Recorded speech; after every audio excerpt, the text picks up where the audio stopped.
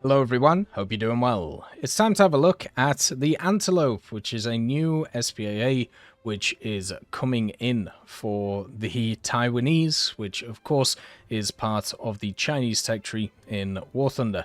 What this is a truck which has access to missiles. That's literally it. There's not really much else to say about it, apart from, it's pretty cool.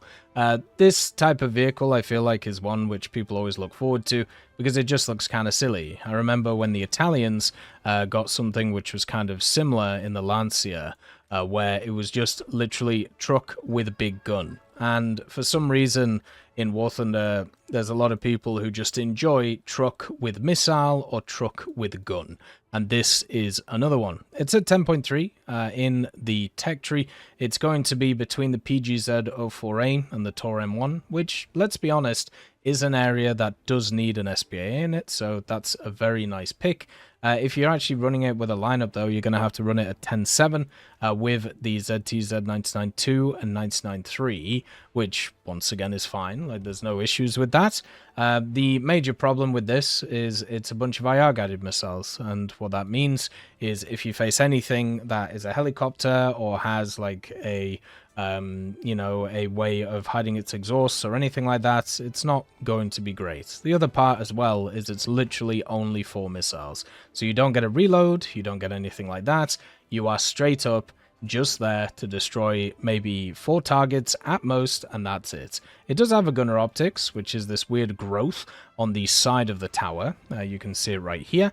But right now, the vehicle doesn't have a radar, it doesn't really have anything, it doesn't even have a tracker, it literally just has the missile, and that is the most important part.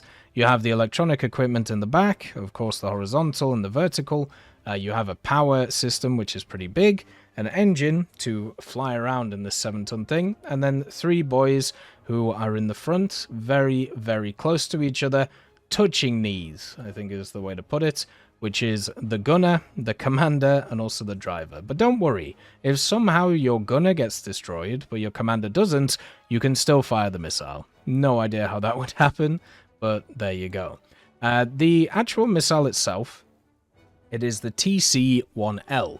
Now, from my understanding, this is a modified version of the Sky Sword, which is an air-to-air missile that the Taiwanese use on their modern-day vehicles. This one is designed, obviously, more for ground launch. It is an all-aspect IR missile. It's 30G maximum overload, good missile guidance time, pretty good launch range, and the lock in range in all aspect is 3 kilometers, which is good, but as a person who is a veteran of stuff like the Chaparral and many other things, I know that helicopters don't abide to what it says on the stat card, and that is the major problem with vehicles like this. It does get access to scouting because of the fact that this vehicle cannot defend itself from the ground. It does not have anything that can hurt ground vehicles unless you lock onto the sun and then line up the missile with the target that's hitting you, which you can do. Armor-wise, hey, guess what? There isn't any of it. You can actually see here on the stat card it just says 0, but it does have 5mm, which won't stop anything, 10mm of the good old armored glass, and 10 which holds the missiles too. Technically, the toughest part of this truck is the chassis, which is quite cool, but at the same time won't stop anything coming in. So the major problem with this vehicle is not it against aircraft, right? The major problem is going to be against helicopters, where you will not be able to lock onto the targets. The one thing I do like about it, though, is the fact that the camera is miles away from it, so you actually have a really good field of view here that, you can see from, which is kind of nice. As I said, you don't get thermals, you don't get search, you don't get track. You are literally missile truck, and that's it. So you can fire the missiles, you can do pretty good with them. The major issue is the fact at the BR that it's at, you have quite a lot of vehicles that can fire miles away from you. For some reason, it doesn't even lock onto the sun. But there are many vehicles that can, fire miles away from you, and since you have no armor and nothing like that, you are going to just be overpressured to all hell by anything that comes anywhere near you. You also, at the same time, cannot actually fire on the move, so you have to stay stationary in order to do that. You can lock on the move, which is usually what I do with machines like this. Like, I get the lock and then just slow down, fire, and then get moving again. And that's how, you know, kind of stay alive with these things.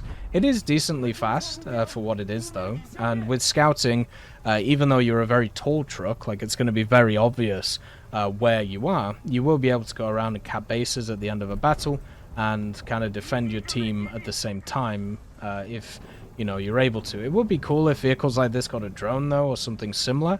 They did say that vehicles like this will get access to kind of like ammo crates, which means that they'll be able to, you know, reload anywhere on the map, which is quite nice.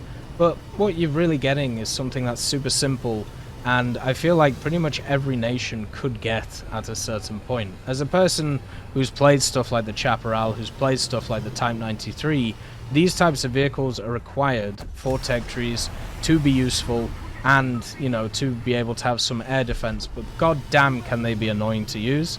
And there are just so many times where you just kind of sat there wondering, how did that missile miss, or why can I not lock onto the target?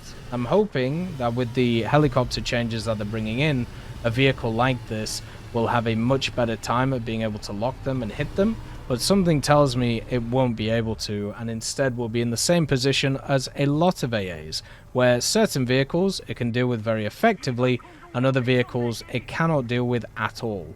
And that just sucks. It really, really does. So against stuff like supersonic guys who are trying to throw in, you know, a bunch of bombs, you'll be able to trade 1-for-1 with them, which is fantastic. You'll be able to absolutely annihilate them. Against helicopters, they will annihilate you as usual, and against vehicles that can outrange you, which, remember, stuff like A-10s can easily turn up at this BR, and you won't be able to lock onto them at range, you will just die too. So in some aspects, it's really nice to see this thing.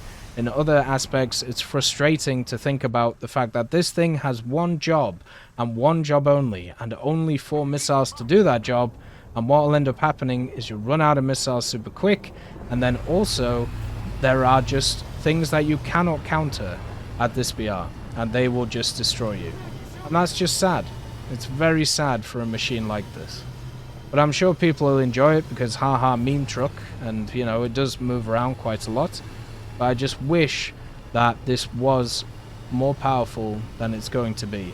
If I have to play another one of these IR guided machines, whether it's something like an Ocelot, a Chaparral, or even this thing, and I have to see a helicopter look at me from 2 kilometers, stare at me while waving in my face, and then smashing me with a missile while I cannot do anything against it, it's just going to be so annoying. And that is the problem with these types of machines. Good against certain things, worthless against others. As always, I hope you have a wonderful day, and I'll see you next time.